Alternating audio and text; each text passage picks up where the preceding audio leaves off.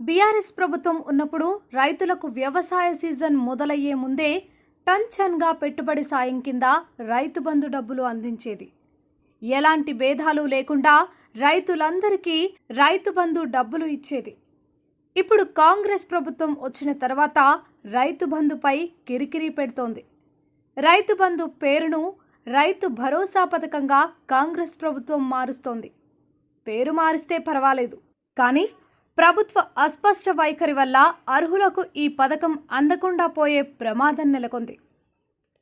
ప్రభుత్వం తాజాగా 6 గ్యారంటీల కోసం దరఖాస్తులు స్వీకరిస్తుంది. ఈ దరఖాస్తులోనే రైతు భరోసా పథకం కోసం కూడా అప్లై చేసుకోవాలని ప్రభుత్వం చెబుతోంది. అయితే ఈ దరఖాస్తు చేయాలంటే ఖచ్చితంగా రేషన్ కార్డు ఉండాల్సిందేనని మంత్రులు చెబుతున్నారు. దరఖాస్తు మీద కూడా రేషన్ కార్డు నెంబర్ రాయాల్సి ఉంటుంది. రాష్ట్రంలో రేషన్ కార్డు లేకుండా వ్యవసాయ భూమి ఉన్న రైతులు చాలామంది ఉన్నారు. వీరిలో పేద రైతులు కూడా ఉన్నారు. ఇప్పుడు కాంగ్రెస్ ప్రభుత్వ విధానం వల్ల వీరెవరూ రైతు భరోసా పథకానికి అర్హులు కాకుండా పోతారు. వీరికి ప్రభుత్వం తరఫున ఎలాంటి పెట్టుబడి సాయం అందదు. దీంతో రేషన్ కార్డు లేని రైతులందరూ ఆందోళన వ్యక్తం చేస్తున్నారు.